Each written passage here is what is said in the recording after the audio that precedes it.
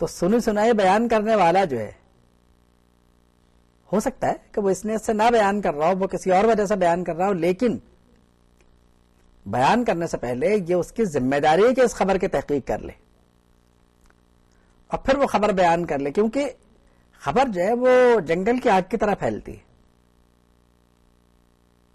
خبر جنگل کی آگ کی طرح پھیلتی ہے، اور جس طرح جنگل کی آگ سے پورا جنگل راکھ ہو جاتا ہے، اس سے گھر، محلے، گلیاں برباد ہو جاتے ہیں. مطلب یہ ہے کہ عجیب و غریب قسم کی لڑائیاں چھڑ جاتی ہیں اور پتہ نہیں کیا کیا ہوتا ہے.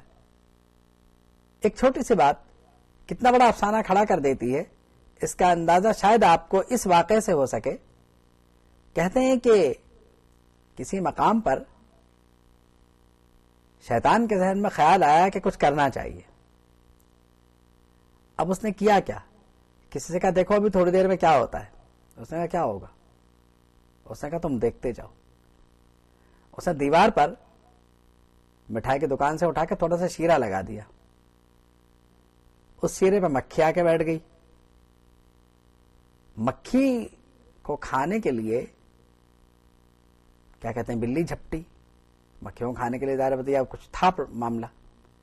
بلی جو تھی وہ مٹھائی میں گر گئی، تیل کے کڑاؤ میں گر گئی جا کر کے.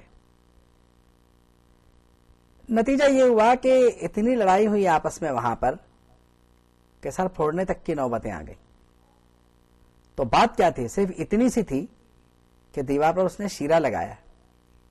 اس کے نتیجے میں جو کچھ ہوا کہ بلی جا کے اس کڑاؤ میں گری، اور پھر لوگوں نے اسے یہ سمجھ کے، دیکھیے تحقیق نہیں کی انہوں نے، یہ سمجھ کے دکان والے کو مارنا شروع کر دیا کہ شاید یہ ہمیں اسی گھی یا تیل کی مٹھائیاں کھلاتا ہے. تو آنکھوں دیکھی بھی کبھی ایسا نہیں ہوتا کہ سچ ہو وہ. اس سے کہ لوگوں نے تو اتنا دیکھا کہ اس میں بلی گری ہوئی ہے، لیکن لوگوں نے یہ نہیں دیکھا کہ گری کیوں تھی وہ.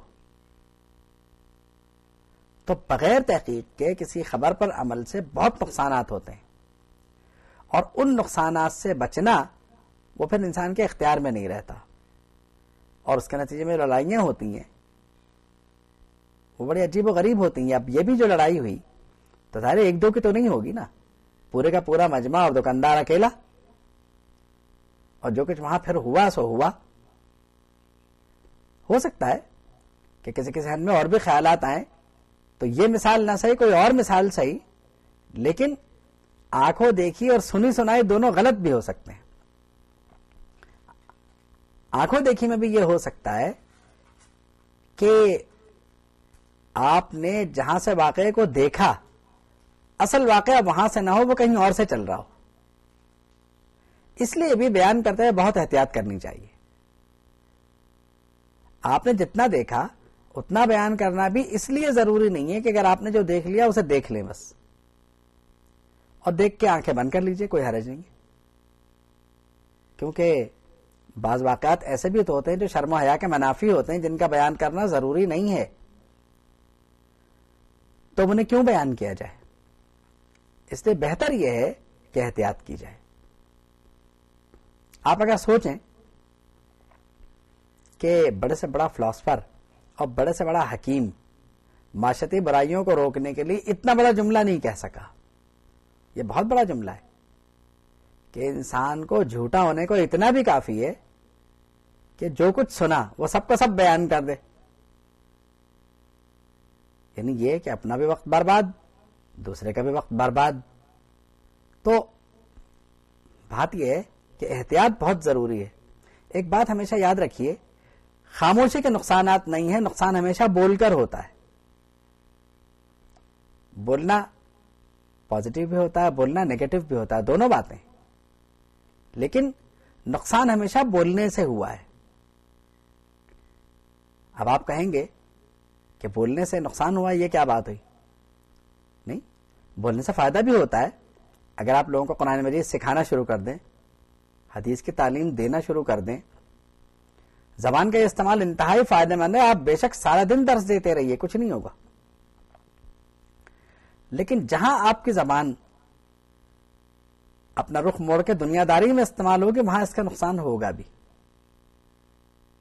تو اس لیے بہتر یہ کہ اپنی زبان کا مثبت استعمال کریں. آپ 6 گھنٹے درس دیجئے، کچھ نہیں ہوگا. آپ 6 گھنٹے ایک اچھی کتاب پڑھ کے کسی کو سمجھاتے رہیے، کچھ نہیں ہوگا.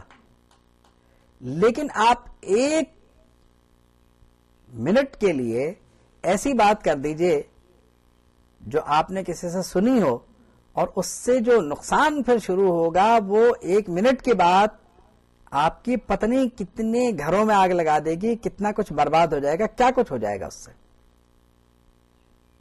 تو جہاں آپ کا گھنٹوں اچھی بات کرنا انتہائی اچھائی کا سبب ہو سکتا ہے، وہاں آپ کی 1 منٹ کے لیے غفلت یا ایسی بات بیان کر دینا جس کی آپ کو تحقیق نہیں ہے اور سنی سنائی ہے، اس کا بیان کر دینا انتہائی بربادی کا سبب بھی ہو سکتا ہے. وما علینا الا البلاغ المبین.